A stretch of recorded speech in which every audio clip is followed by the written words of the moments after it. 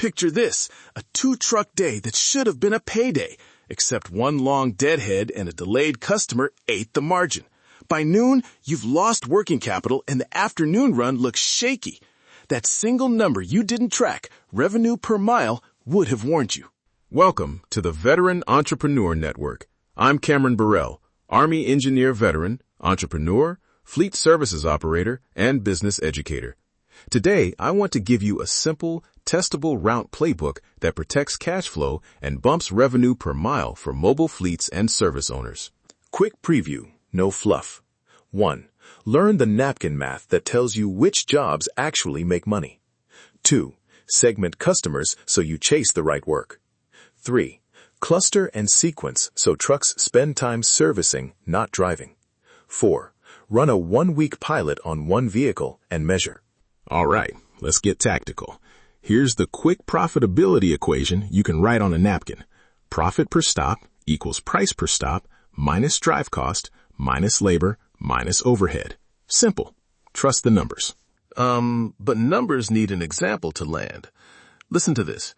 A $250 job, 40 miles out. Round trip, that's 80 miles.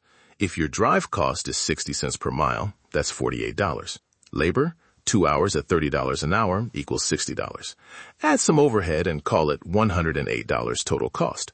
So the job nets roughly $142. Divide by 80 miles, and your revenue per mile is about $1.78. Now ask yourself, do you have other stops that deliver more than $1.78 per mile? If yes, that distant job is a candidate for a surcharge or a deposit. If no, either skip it, subcontract it, or renegotiate price. Treat routing as money, not favors. Customer segmentation is simple. 3 buckets. High value reliable, good margin, on-time pay, recurring. Middling, decent margin, but maybe a long drive or a spotty payment. Marginal, low margin or late payer. Prioritize high value. Price up or require deposits for marginal, and consider subcontracting distant, low-margin spots. Here's a field rule I use, the distance trade-off rule. If a stop increases your route drive time by more than 20% or pushes the truck beyond a 20-30 mile effective radius, add an incremental fee or require a deposit. It's not punishment, it's cost recovery and cash flow protection. Clustering is the next lever. Don't scatter jobs across half the county. Group work into tight geographic clusters and aim for the rule of 3. No more than 3 distinct clusters per truck per day. That keeps travel predictable and turns drive time into a smaller slice of the pie. Sequencing matters. Geography first, then time windows, then customer value. Protect the appointments that matter. Put low-risk filler jobs close to high-value slots, so a delay in one place doesn't cascade through the whole day. Buffers. This is where crews stop chasing emergencies and start protecting invoices.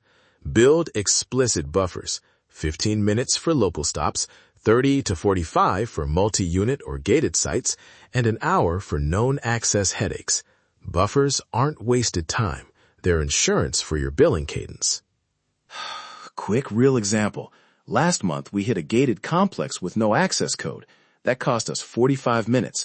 Paperwork, a wait, a call, and suddenly the afternoon window slipped.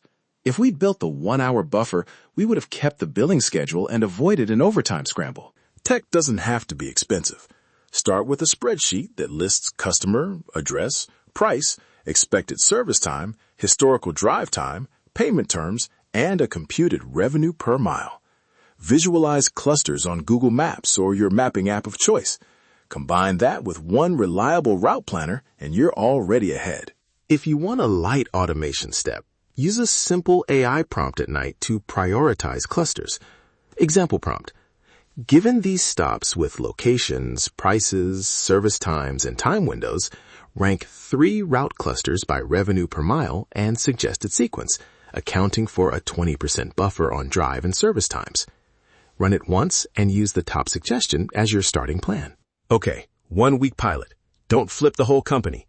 Pick one truck and run this test. Day 1, implement the distance trade-off surcharge or require deposits for distant jobs. Day 2, enforce the rule of 3 clusters and the buffer schedule.